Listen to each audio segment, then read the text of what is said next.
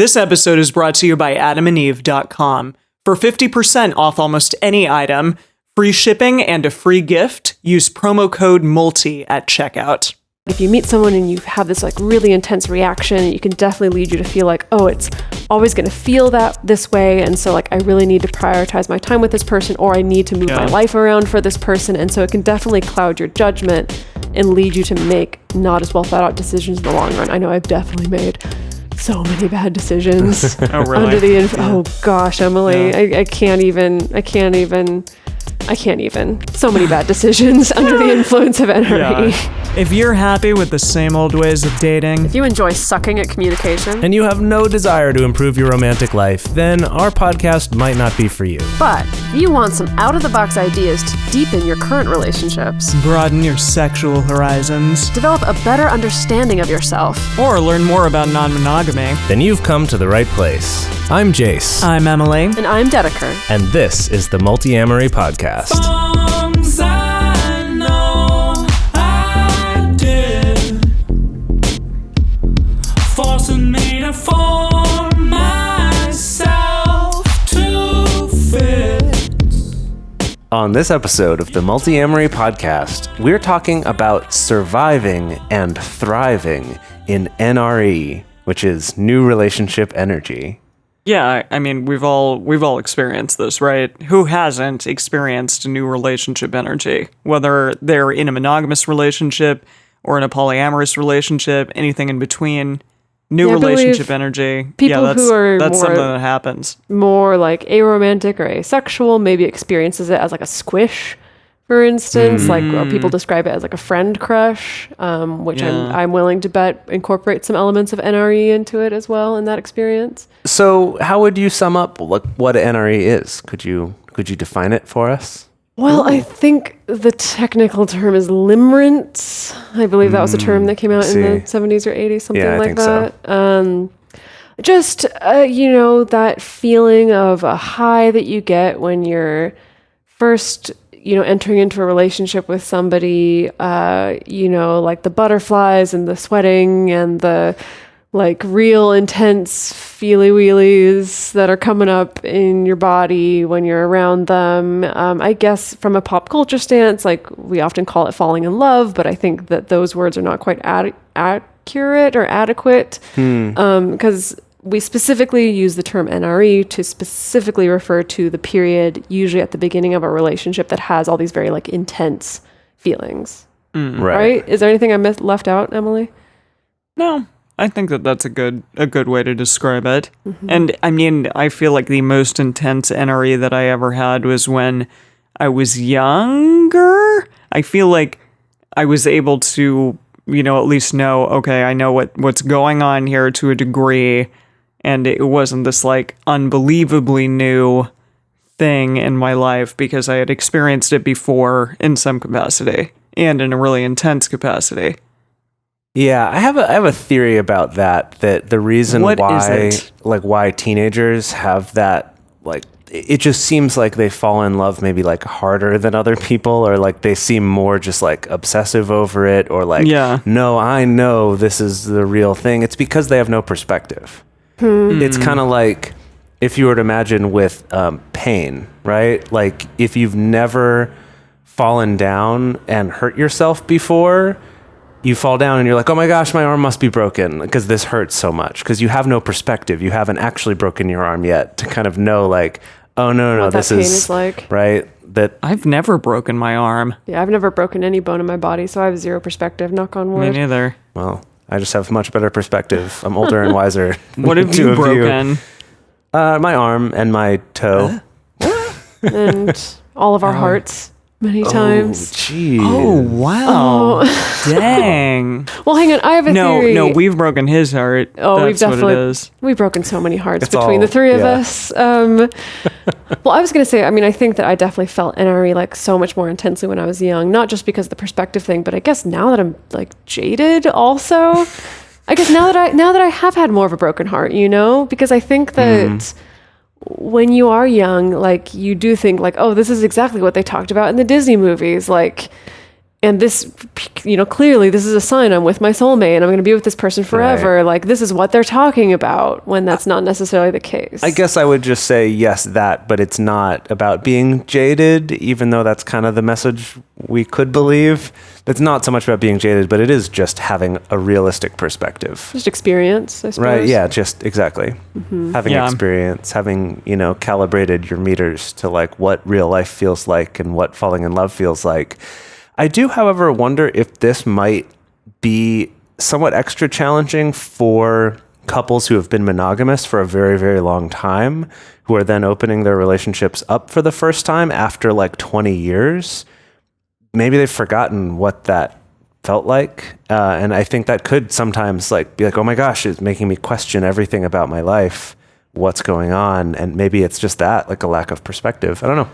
Well, it reminds me of a story that they told in Sex at Dawn, I believe towards the end, where they shared like the personal story of this guy who had an affair in his marriage. But it was an affair where like he like really fell in love, got into like super intense NRE with the person that he was having the affair with, and to that point where he thought like, oh, this must mean that this is actually the person for me. And so he left his marriage and like left his family and like had kids, and like it was this really, really devastating thing, and then got, pursued this relationship with the person he was having the affair with, and found out about 6 months later, oh, actually we're not that compatible, and it's actually not that great. And him expressing kind of some regret of like, I actually was kind of relatively happy in my marriage. Like I didn't cheat because I was unhappy. It was because like I got really interested in this other person. And so I think about that also, about how much it can just really skew your perspective. And I think that, like that's a really common narrative I see, that if you're someone who hasn't felt NRE in a very long time, when it does hit you, it can bring up all these questions of like, oh my God, what does this mean? What does my life mean? Does this mean I need to, like throw everything away and pursue this one person? So for this episode, what we're going to do is look at some of the experience of being in NRE, both the positive things about that and also some of the negative things. And then we're going to look at some of the research that's been done and some of the science for what's actually going on in our bodies during that time. And then in the second half of the episode, we're going to then look at those, and both from taking the science and just the behaviors and the experience of it, and look at some ways to enjoy that to its fullest while also not making terrible mistakes that you'll regret forever, like the one that Dedeker mentioned, or causing trouble in your other relationships. Yeah. So first, let's talk about what our favorite parts of NRE are, because there definitely are some really awesome parts of it. It's not all bad by any means. Why don't you start? It is like this feeling that you can sort of just do absolutely anything, and like, well, your life during that time is just easier because you're receiving all of these amazing hormones in your body, and so you just kind of feel like you're walking on air all the time, and that's pretty lovely. I think it's kind of funny because I definitely relate to that, like feeling like you can do anything, but then the irony is that you actually don't end up doing anything. At least for me, it's like you feel like you can do anything, but the most that you do is just want to hang out with this person. Yeah. Instead of pouring it actually into like a creative project or something like that. At least that's my experience. It may be different for other people. I know for me, I have a lot of memories, especially like when I was falling into like NRE with one of my boyfriends in college, like needing less sleep, like just, or at least thinking that I did, feeling like I didn't need so much sleep, going from like being in bed at midnight every night, even for a college student. Yes, I've been this boring my entire life. Like going from being in bed at midnight almost every night to like staying up till 6 a.m, like every single night, when I was spending time with him, when I was first like falling in love, and not feeling tired at all, just feeling like super energetic and, and, like not flagging, anything like that. Yeah. And I think, I guess it's funny because I feel like now, if I fall into NRE now or in the past couple of years, like I think there's somewhere in my body that goes back to that time. Like specifically, I feel like I'm 22 again. I feel like a Taylor Swift song again. See, I met Jase when I was 22. Oh, what? Snaps. Yeah. You're the tiniest baby. Yeah, gosh. So Jase, you would have been what, 27, 20... Something like that. Yeah, you're 6 years older than I am. 28. Yes, I guess I was, 28. Yeah. Whoa. So young and vulnerable. Yeah. Well, yeah, I mean, we've known each other for 8 years, so it's a long dang time. Yeah. Yeah, what else about NRE? I mean, having sex all the time, that's always an exciting thing about For NRE. some people, it manifests in that way. That's true, yeah.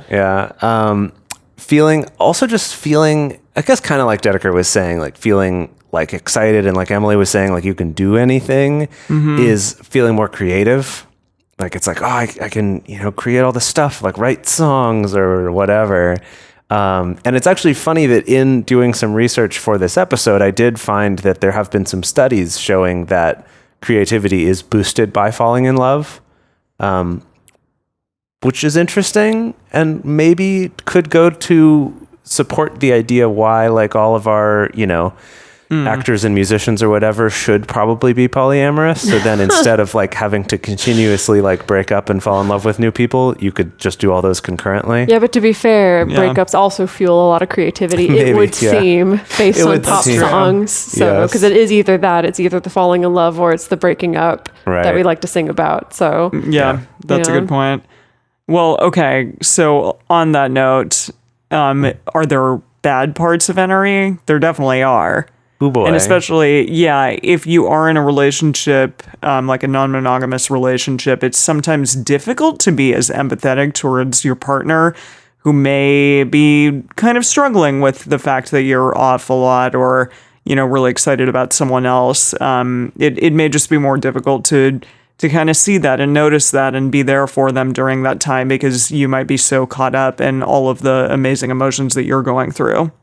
Yeah, and so that's interesting, like that feeling of being able to do anything, it can also like really be a detriment. Because I think it can get you to really overcommit. It can get you to, I think it can get you to feel like, oh, this is never going to end. These feelings are never going to end. Yeah. And to be fair, I think we've definitely been kind of sold that bill of goods by a lot of our media of like, once you actually find the right person, the NRE is never going to end. You're going to feel that way all the time, to a certain extent.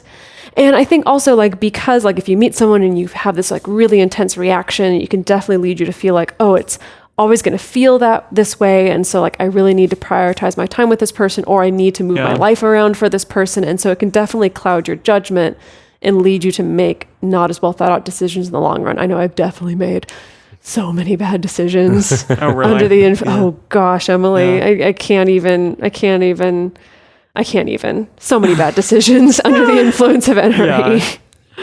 And then along those same lines, I it's funny because I feel like actually Shakespeare was pretty good at pointing out the bad sides of falling in love or NRE as well. Ironically, though, no one looks at that part of the story. Exactly. No one looks at that part of the stories or the sonnets also. Like, I used to have a book of Shakespeare's sonnets, and I would like try to flip through to a random one, and like I'd feel like the majority of them are actually pretty negative. Interesting. There are some like the really famous ones that we know that are really romantic, but a lot of them are just lamenting like, this sucks actually. like I feel like I've lost my judgment, I feel like both being separated from you and being with you somehow feels terrible at the same time, and I don't understand why, and why do people do this? This is such a folly.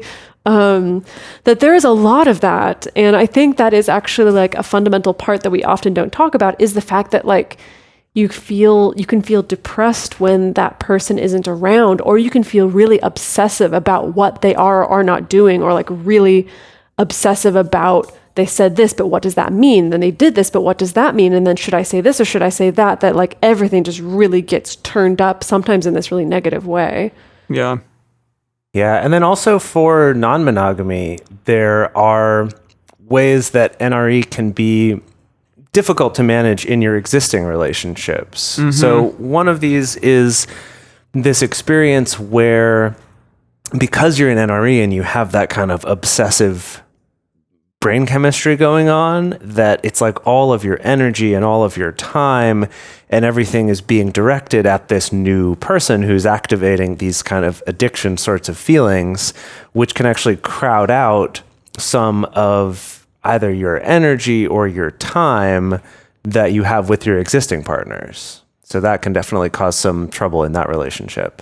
Yeah, and it can also cause kind of like an intrusion on the outside relationships. So it may just be like in the form of a little interruption, like, unwanted phone calls or texts when you're in the middle of a date, perhaps, or even just like sitting around watching TV with your partner.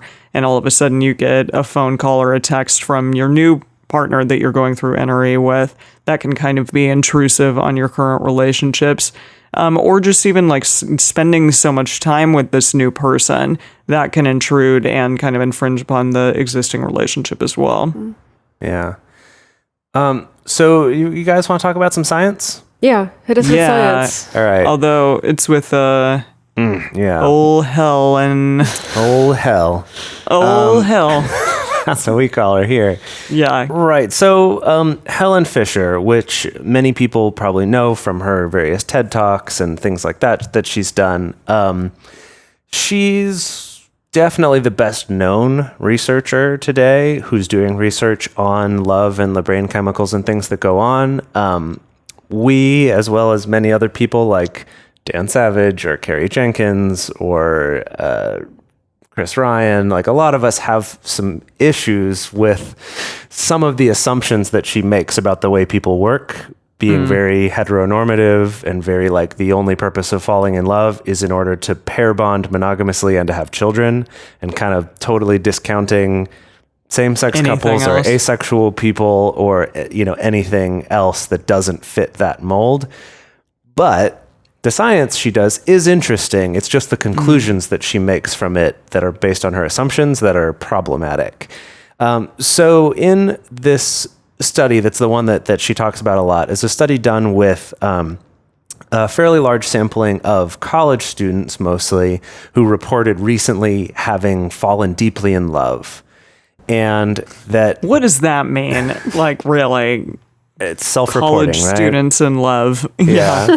Whatever they think that means. But in the studies, they did find some interesting things by doing like fMRIs and like hormone tests and things like that. And they found elevated activity in, I'm going to try to pronounce these, the caudate nucleus and the ventral tegmental area, which the important takeaway there is that those are both areas in the brain that are associated with the reward system. The reward system being things involved in like addiction or in seeking out food or sex or like kind of these base desires. Right. So the reward system is connected to having like dopamine injected into your system by your brain, essentially. So the idea that like if you're hungry, you go find food, you eat the food, you feel a little rush of dopamine afterwards. Like that's the pleasure you feel during and after eating. And that like encourages you to keep doing that, to keep nourishing your body. To keep living. Keep living. And same thing with sex. We have like a dopamine release during and after orgasm. And so the thing is that like when you're falling in love with someone, when you're in NRE, you definitely have this surge in dopamine, and that's the reason why it can end up feeling obsessive, because it does become like an addiction. The same way that addictive substances usually cause a huge rush of dopamine, that's kind of what you chase, is that like you're chasing this high and this energy that you get from this new person that you're involved with. There's also some evidence in her research of cortisol, of the stress hormone being involved. She doesn't really emphasize it, but I think anecdotally, like definitely makes sense that it also is kind of like we talked about how there can also be this dark underside of NRE that is really stressful and actually kind of unsettling as well. Yeah, and there was a different study done, Donnatella Marazzi. I'm not saying that right. Marazzi. Yeah, come on, use your Pimsleur Italian on us. I know, I did. Donnatella Marazzi. Great. That's as good as I got. Okay, of the University of Pisa in Italy, showed that in 2004 that compared to single people or people in stable long-term relationships, newly in love people, so people probably in NRE, right. They showed lower than normal levels of serotonin and also significantly higher levels of cortisol. So that's kind of similar to clinical OCD, which is interesting that was said. The that lower makes levels total of sense. serotonin. Yeah, because serotonin is what kicks in to make you feel satisfied. Sure, right. It's that like that's kind of like Damn it. Sorry. Singing some Hamilton To again. bring it back to kind of like when I listen to Hamilton, it gets stuck in my head and there's no serotonin release because I'm not done listening to it. And I want to keep listening to it obsessively. You never will be satisfied. I'll never be satisfied. Anyway, Right. to bring it back to a more reasonable example, like with the food thing, that like you seek out food because you're hungry, you eat the food, you get the dopamine release, and then afterwards you also get serotonin that helps you know that you are satisfied and you are sated. And then in addiction, that serotonin release doesn't happen. That's why you need more and more and more and more, is because there isn't that feeling of being satisfied. And I guess that makes sense with the clinical OCD thing, the idea that doing an action doesn't satisfy that feeling, and you feel like you need to do the action over and over and over and over again because it doesn't actually get satisfied. Well, serotonin, is also related to just kind of a feeling of well-being in general, which is why like a lot of the medications for depression or even anxiety are affecting serotonin, either by synthesizing it or by stopping your body from reabsorbing it so that more of it stays in your system and is more freely accessible. So it's a pretty big deal hormone, and it's not just with all of these, they're not just like a more is better or a less is better kind of thing. It's finding a balance, right? So I thought this was really interesting, that study there, kind of, that they had previously, years before the Helen Fisher study, had seen this thing with cortisol being higher, meaning like that we're more stressed. I thought that was really interesting. And then also to go along with kind of the making bad decisions thing, there was Andreas Bartels of the University College in London did a study that showed with in newly in love people, and they also did the same study with mothers looking at their children. Oh, interesting. They found that the neural circuits of the brain, what they were looking at was not what like hormones were happening, but what areas of the brain were being activated, or more importantly here, being deactivated. And they found that the neural circuits of the brain that are associated with critical social assessment are suppressed. Like essentially when they're looking at the person that they love, or at their child, the parts of their brain in charge of like being critical of someone socially is actually suppressed. Or in the case of some of our mothers, it's heightened. Well, your mom might be a special case. Maybe once we hit puberty, then it gets heightened. Maybe. But when you're a baby, less so. But yes. Right, but this is basically showing that there is also some scientific backing to the idea that we'll overlook faults in someone that we're in love with. Why it's a mother's love. That's why they say that. Only a mother can love that. Yeah. Human. Yeah. Interesting. Okay, so this is like the whole package that you're dealing with NRE, and it seems like it brings some good stuff, but also brings a lot of potentially troubling or some potential some pitfalls for sure. Either problems that you'll have later on once it wears off, like if you've made some bad decisions, or problems in your other relationships, even with your other friend relationships. Like we've talked many times on this show about something that I think is familiar to anyone, whether they've been non-monogamous or not, is, a friend or yourself falling into NRE, falling in love with someone and then just dropping all their friends, like never seeing them again because they're so laser focused. They're so obsessed over this person. Right. Well, can we talk about the people who are like laser focused in NRE, intense love with our podcast?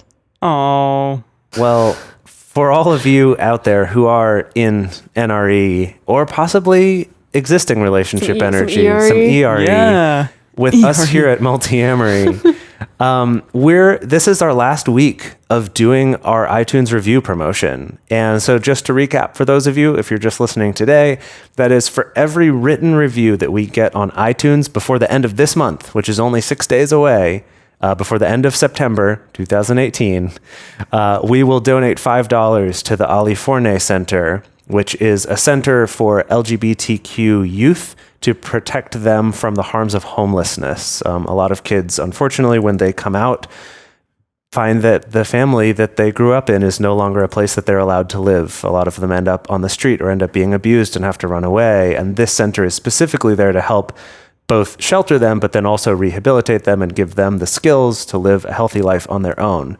So if you would like to give $5 to them for free, go write us a review on iTunes and just write up what it is you like about this show. It'll also help us to show up higher in search results and help people to find this show and know what to expect from it.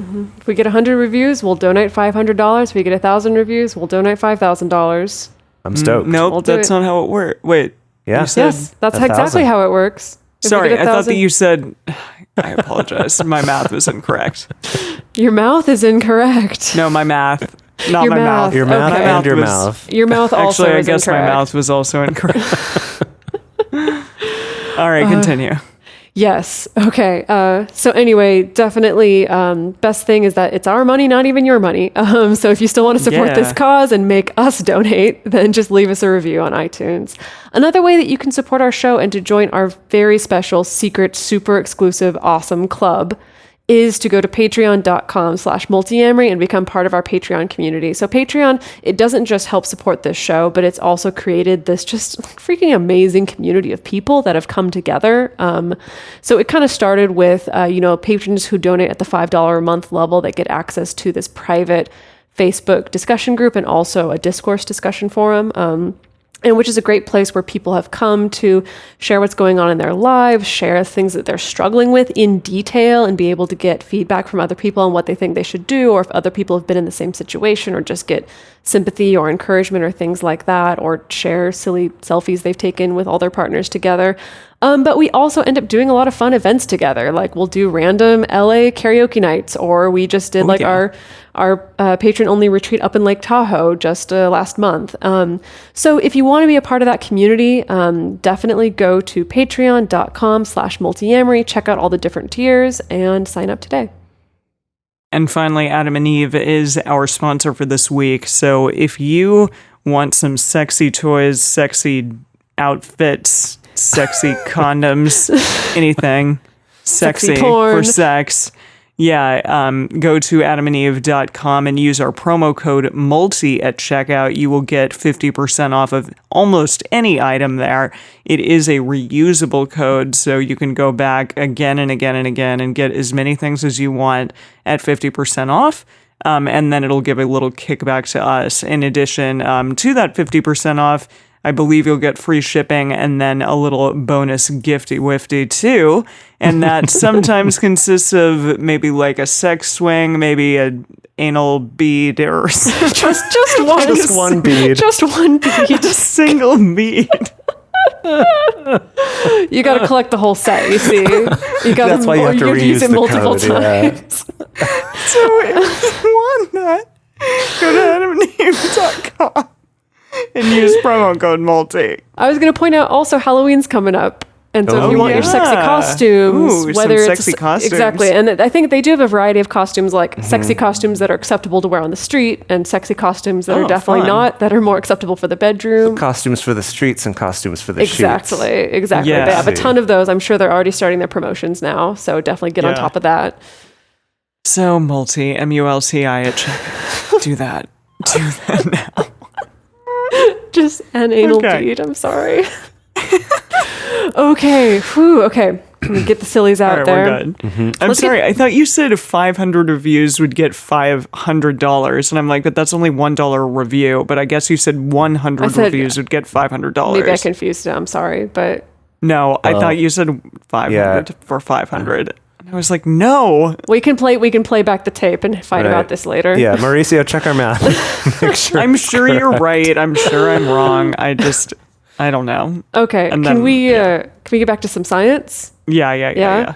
Okay, so there's definitely a part of NRE that's like a little bit out of your control, right? Because it's like you meet someone and like sparks fly and, you have these feelings come up and it's definitely not going to do you any good to just try to like tamp it down or pretend it doesn't exist, or definitely not to like deny to your partners that it exists or anything like that. Like it's going to behoove you to still like take care of yourself and still be aware of it. But there are things that can help you balance out like that extreme kind of hormonal chemical rush that you're going through.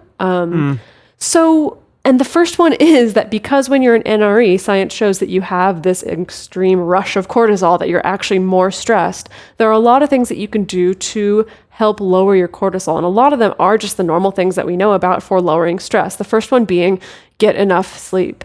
And I know if you're like me, you think that you don't need any sleep when you're in love, but you do. You do. But You really do. I know it's so fun to stay up till 6 a.m.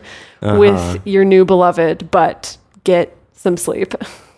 Just fucking the night away, but no, go to I mean, bed. that's fun occasionally. Just make sure you make up for the sleep, the next Exactly. day. Yeah, don't like fuck the night away and then get up for a 7 a.m. brunch.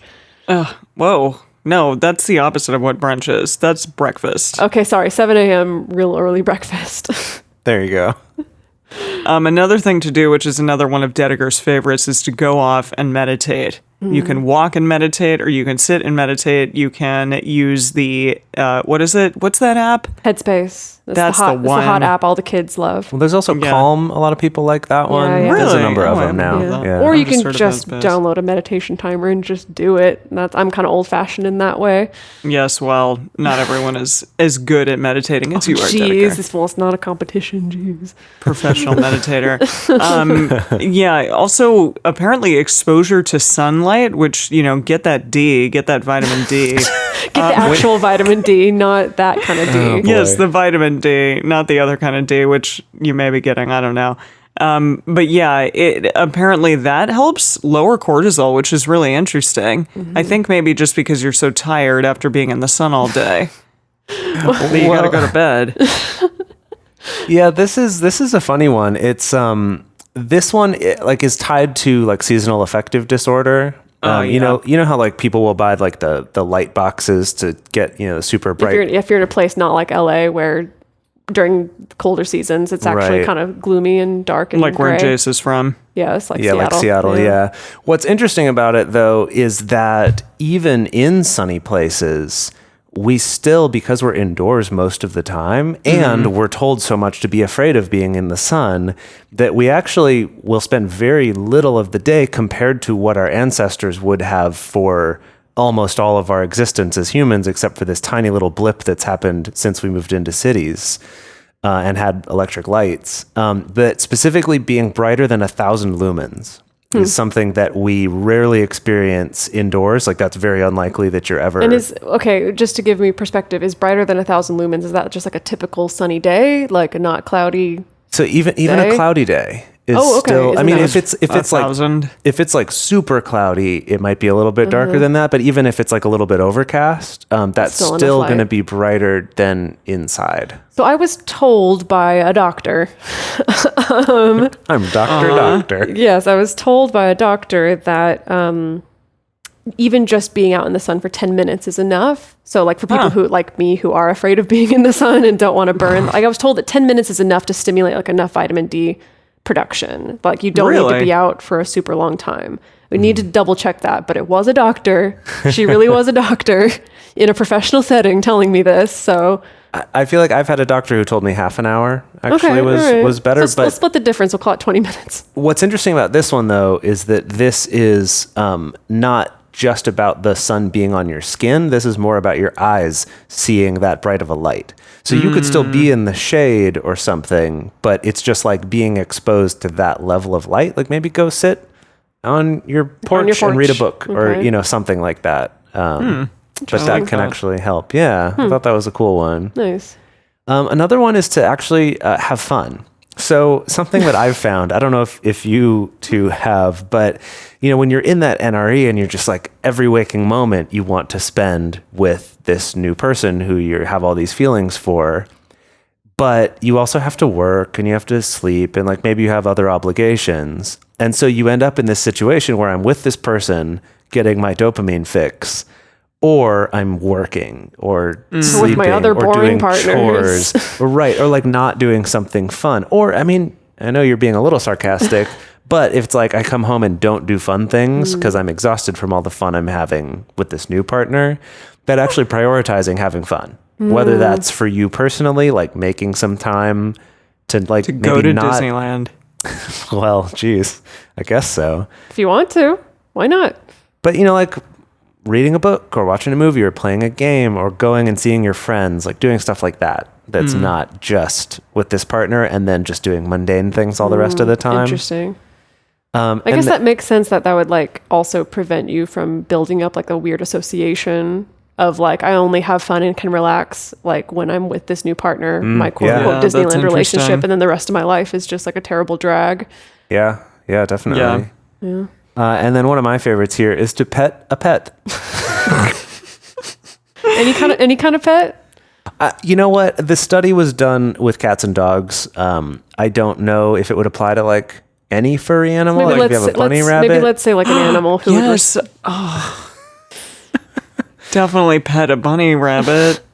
But this one was cool. So this study, you've probably heard some mention of this before, but they've found that petting an animal will lower your blood pressure, but it will also lower your cortisol. And double bonus, it also lowers the cortisol for the animal. So it's kind of a win-win for the two of you. And what's fun is that they actually found the reduction in cortisol is actually even greater if you're not a pet owner yourself. Like getting to pet an animal. Is it because it's like novel? Well, that's the thing is it's Maybe. like, is it that's greater because it's novel, or is it that the people who own pets are already experiencing some of the benefits? And so for them, like the little extra benefits, not as much as someone who's at full stress capacity. And then So, pets an animal. I so don't the know. takeaway being that regardless, anytime you feel like you have high cortisol, if it's NRE or just normal day-to-day stress or whatever, definitely go ask to pet other people's pets. Yep. Okay. Totally. Love it. I can totally take that away. Love it. Totally. For sure. I love this podcast. No problem. So something to help actually boost your serotonin levels are supplements. There's a lot out there. Stuff like saffron, which I've heard is actually pretty expensive. I know it's expensive buy when it it's as a put on like spice. food. Yeah, if you buy as a spice, I don't know what the supplements are like. Yeah, actually, that's one I haven't looked into. Yeah. Maybe it's just the spice, but yeah, the spice can get pretty pricey. But 5-HTP, which heard about that in regards to a couple things, but yeah, 5-HTP for sure. Vitamins B6 and B12. All you vegans out there, you get that B12. Yeah. Yeah. And then also folate. Yes. Yeah. No, I was going to say there's another one that I was just reading about that is not as well known. It's called the ashwagandha. And it's a like a root of some sort, but like the extract of this has been shown in studies to increase cortisol levels when taken just like a little bit in the morning and the evening. Interesting. So that might also be something to look into. I haven't mean, actually taken that one myself. Increase serotonin levels. Sorry, yes. Increased serotonin. Okay. Feeling more satisfied, lowering anxiety, lowering stress, stuff like that is also maybe, it's one of these sort of, people like to say it'll cure everything, but the studies I read about were specifically about cortisol and serotonin. They would help lower stress and also raise your serotonin. Okay. So those are kind of all our science-y things that you can do in order to kind of help balance out the issues that may come up, like from a more chemical level when you're falling in love or in NRE with someone. But let's talk about like external behaviors more so. Okay. So first of all, like we talked about at the top of this episode, that when you're in NRE, it's definitely more difficult for you to empathize with, let's say, like a partner of yours who's maybe having a hard time, whether that's them having a hard time with you being in NRE or having a hard time with any other things. Like, because you're so laser focused, it becomes really hard to tap into that empathy.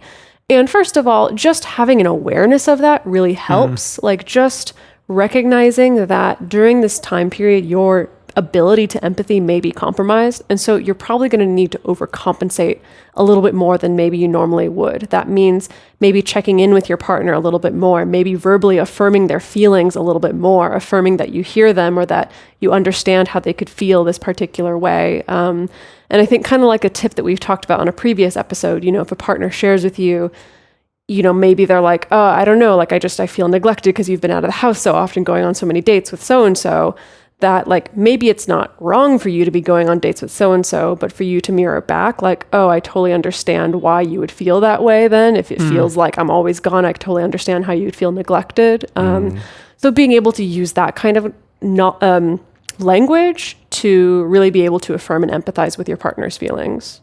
Yeah. Yeah, to make sure that you're not just being like, no, that's not the case. You're not to invalidating get all their defensive. concerns. Right. Yeah. Sure. Another one that we love to talk about is don't sign anything in the first year.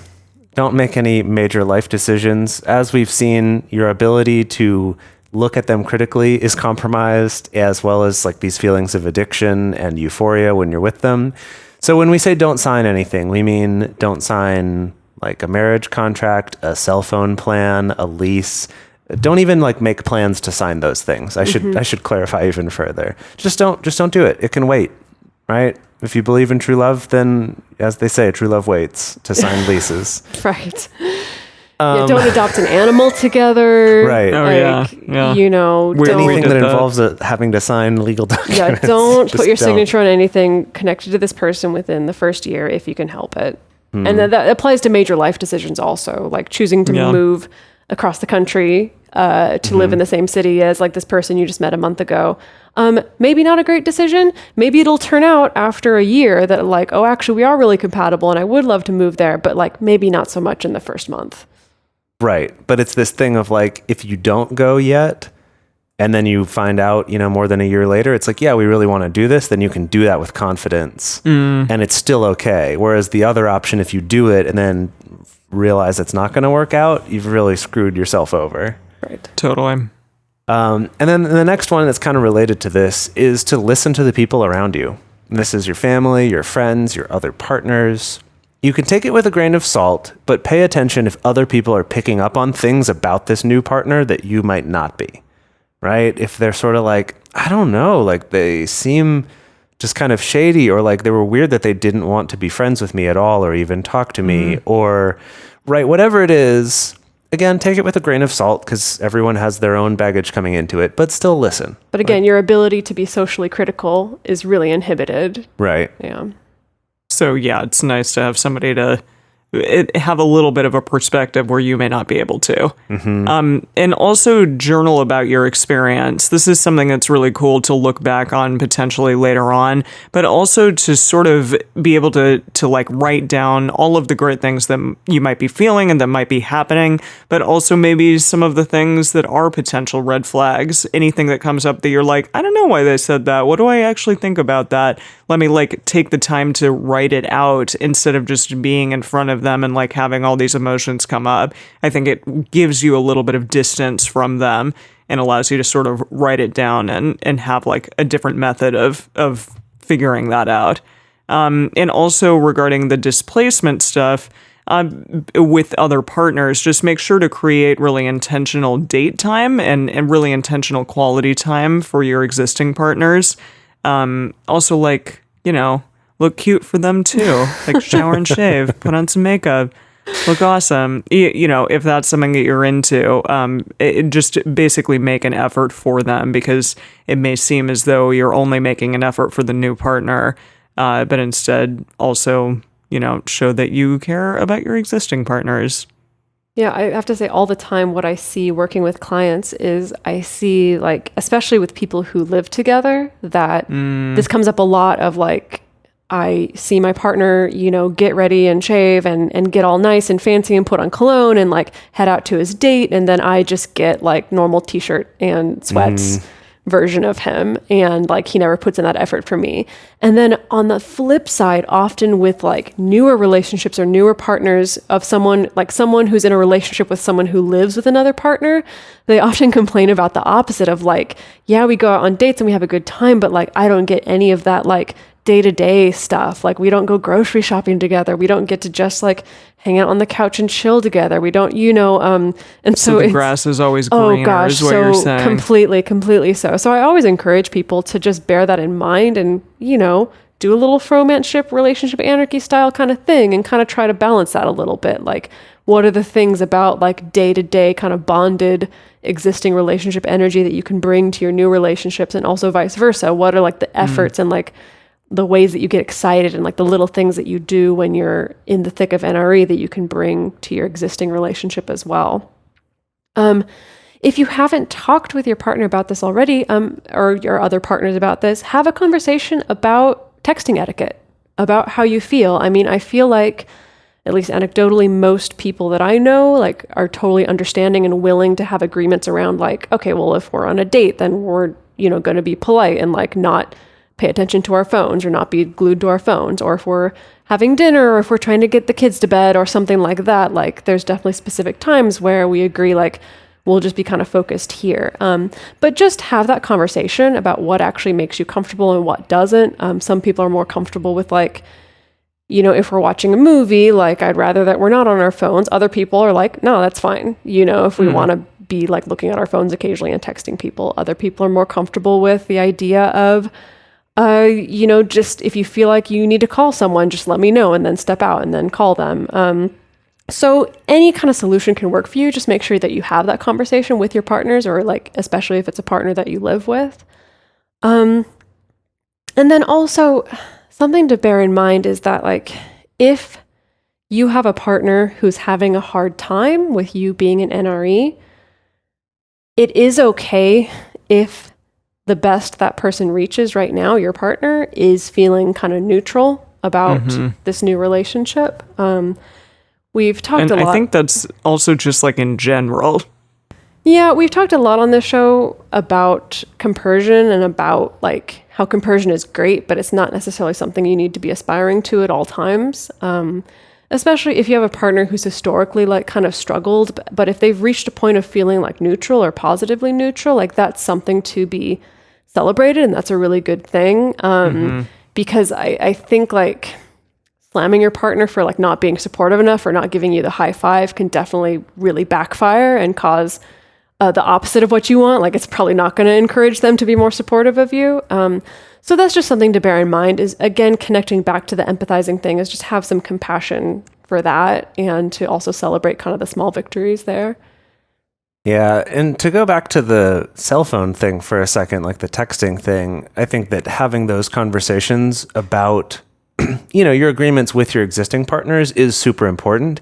And like Emily and I did this, you know, years ago when we were living together, of kind of having to try different things. Be like, well, maybe it's, if you're going to text, just do it all kind of in a block of time and be like, I'm going to take 5 minutes to send some text messages and then I'm back to not checking, and kind of have like periodic checks. Or other times it was like, I'm fine with you texting while we're watching TV together, but actually don't lean your phone away from me so it doesn't feel subconsciously like you're keeping a secret from me. Or, right, like different things like that. And just sort of try things and see what works for you. There isn't just like an answer of like, this is correct etiquette. You'll get different answers from different people, but just have that conversation ongoing and work together.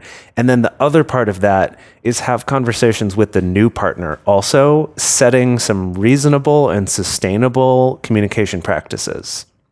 So what I mean by this is that often when we're in that NRE, even if it's not in a polyamorous context, you might be like, I want to talk to them every second of every day, and so I'm staying up late texting with them, or I'm like sneaking away at work, or like sneaking text messages to them. And while you might be able to get away with that for a little bit of time, it's not actually sustainable, because you do actually need sleep, and you do actually need to do your work when you're at work, and you know, all of that. And then also again with your partners, it's just, if you're kind of teaching this new person, I'm available at any second and I'm always going to be texting you, you're kind of setting them up for some disappointment. Or even more so, I think sometimes they might also feel the burden of having to text you that much. And both of you think you're doing that for the sake of the other person, because they'll be disappointed if you don't. And then, you know, really you're both putting yourselves out.